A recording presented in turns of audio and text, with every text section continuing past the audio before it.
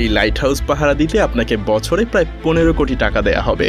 চাকরিটা পেতে খুব ইচ্ছা করছে?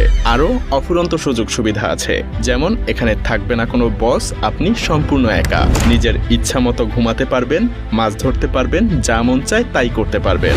আপনার কাজ থাকবে শুধুমাত্র দেখা যে এই লাইট হাউসের বাতিটা ঠিকঠাকভাবে জ্বলছে কিনা, কখনো বন্ধ হয়ে গেলে আবার অন করে দিবেন। ব্যাস, এতটুকুই। আপনাকে আর কিছুই করতে হবে না। সারাদিন শুধু পায়ের উপরে পা তুলে ঘুমিয়ে থাকবেন। কিন্তু মজার ব্যাপার হলো, এত সুযোগ সুবিধা থাকার পরেও এটা পৃথিবীর মধ্যে সবচাইতে ভয়ঙ্করতম একটা কাজ। কারণ এই লাইট হাউস ঠিক একদম সমুদ্রের মাঝে স্থাপন করা হয়। এখানে থাকা অবস্থায় আপনি কারো সাথেই যোগাযোগ করতে পারবেন না। একাকিত্ব আপনাকে সবসময় ঘিরে থাকবে। আরো ভয়ঙ্কর ব্যাপার হলো, প্রায় সময়ই এখানে বেশ বড় বড় ঝড় হয়। সেই সব ঝড়ের তাণ্ডব এতটাই ভয়ঙ্কর হয় যে মাঝে মধ্যে সমুদ্রের পানি এসে টাওয়ারের উপরে উপচে পড়ে।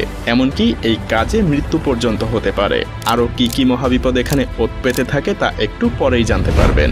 এখন হয়তো এসব দেখে আপনার মাথায় প্রশ্ন আসতে পারে যে এই লাইট হাউস সমুদ্রের মাঝেই কেন তৈরি করা হয়েছে, এর কাজই বা কি, আর কেনই বা এই লাইট হাউসের উপরে সবসময় নজর রাখতে হয়, কেন এর লাইট কখনো বন্ধ করা যায় না। রহস্যময় এই লাইট হাউসের আদ্যপান্ত জানতে হলে আমাদেরকে কয়েক বছর পেছনে ফিরে যেতে হবে। তখন যাতায়াতের জন্য না ছিল কোনো গাড়ি, আর না ছিল অন্য কোনো যানবাহন বা আকাশপথ। তাই বিশাল লম্বা পথ পাড়ি দেওয়ার জন্য একমাত্র উপায় ছিল পানিপথ। সেই সময় ক্যাম্পেট মারিয়াস নামের একজন অসাধারণ নাবিক ছিলেন। তিনি অনেক প্রতিকূল অবস্থাতেও সমুদ্র পাড়ি দিতে পারার জন্য বেশ বিখ্যাত ছিলেন। তো একবার তিনি সমুদ্রের মাঝেই ঘুটঘুটে অন্ধকার একটা জায়গা পাড়ি দিচ্ছিলেন। ঠিক তখনই সমুদ্রের নিচে থাকা কিছু পাথরের সাথে জাহাজের ধাক্কা লাগে।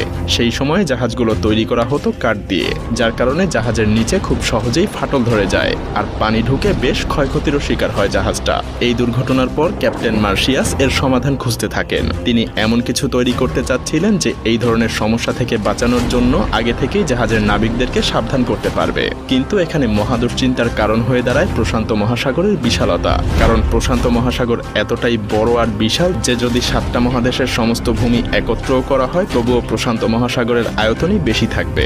হাজার হাজার বছর আগে যখন নাবিকেরা এই বিশাল সমুদ্র পাড়ি দিয়ে যাতায়াত করত, তখন তাদের সমুদ্রের নিচে থাকা কোনো কিছু সম্পর্কেই কোনো ধারণা থাকতো না। এমনকি তাদের সামনে থাকা রাস্তা সম্পর্কেও তাদের কোনো আইডিয়া ছিল না। সেই সময়ে পথ নির্দেশের জন্য কোনো রকম প্রযুক্তি তো ছিলই না, যেটা তাদেরকে রাস্তা চিনতে সাহায্য করতে পারত। মূলত সেই সময় নাবিকদের সমুদ্র পাড়ি দেওয়ার জন্য সূর্যের দিকে কিংবা চাঁদ তারার উপরেই নির্ভর করে চলতে হতো। আর এই দিক নির্দেশনার সমস্যার জন্য চলতি পথে বাড়তি আরো দু একটা উটকো ঝামেলা এসে জড়ো হতো, যেমনটা ক্যাপ্টেন এলিসের সাথে হয়েছিল। একবার ক্যাপ্টেন এলিস তার নাবিকদের সাথে প্রশান্ত মহাসাগর পাড়ি দিচ্ছিলেন। তো একদিন রাতে হঠাৎ করে ঝড় শুরু হয়। পুরো আকাশ ঢেকে যায় কালো মেঘে।